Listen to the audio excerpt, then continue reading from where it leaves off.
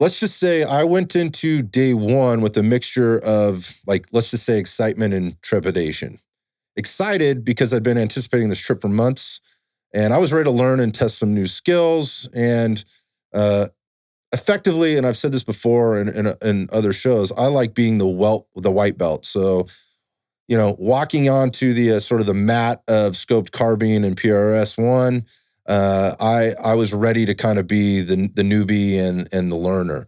The trepidation or anxiety came from, I guess, trying to aggregate all the previous information and experiences surrounding the equipment, to the techniques, math, get back to that one, technology, sort of the list goes on, and just kind of get myself prepared to learn. So I did have a little bit of nervousness going in.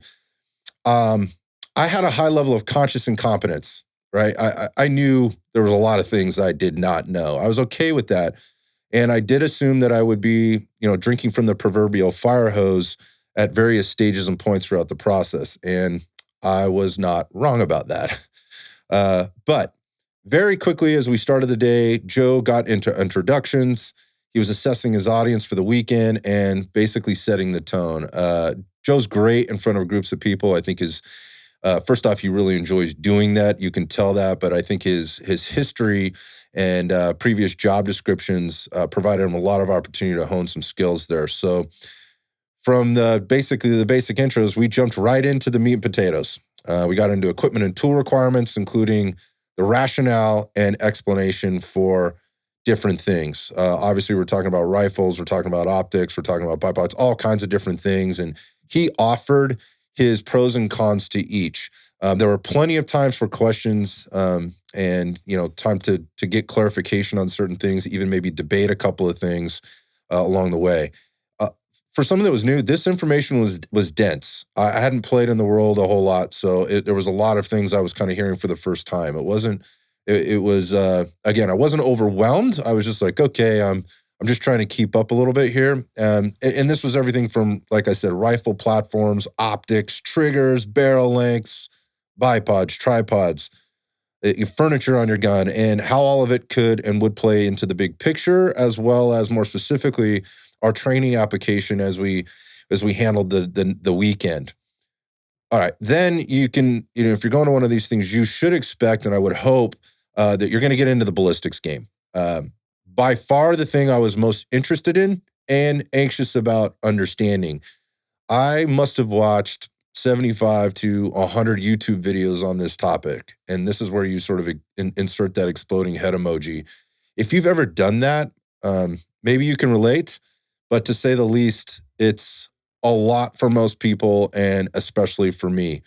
What became apparent to me was the gap between understanding ballistics and the actual application of them, given the variables that can exist across the board. And we were going to learn about all of those. There was a moment where I had to, say, take a step back and kind of take a deep breath. And remember that I was only 2 hours into maybe a 4-day journey. But knowing that I'm very learn by doing type of person, like I said, I took those breaths, continued taking my copious notes, and just asked every question that I was aware enough to ask. There were other people doing the same.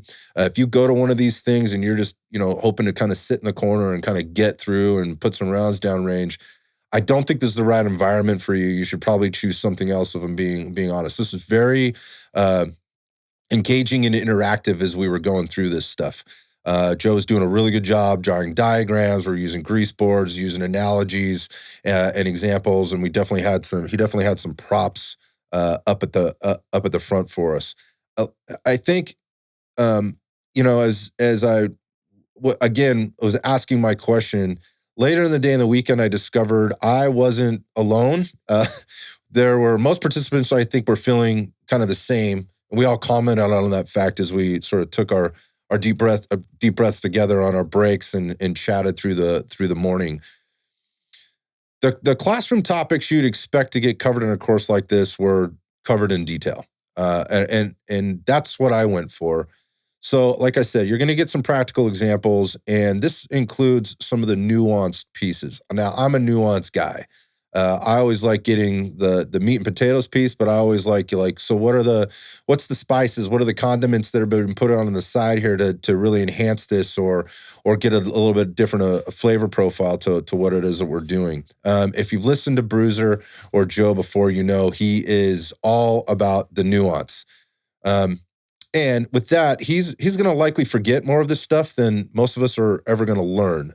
Some of you might want to argue with that or debate that, but I think internally he knows this. Like he knows he's got a lot in there and he wants to get it out, and he does a very good job of sort of breaking each component down into its constituent parts. And I was starting to pick it up. Like I said, a little bit of a fire hose here, but I was starting to pick it up, and I was just trying to keep my confidence and my wits about me as I made it through, and so that it could be digested as easily as possible. And, as the old saying goes, and we were reminded several times, over the weekend, how do you eat a whole elephant? You eat it one bite at a time. So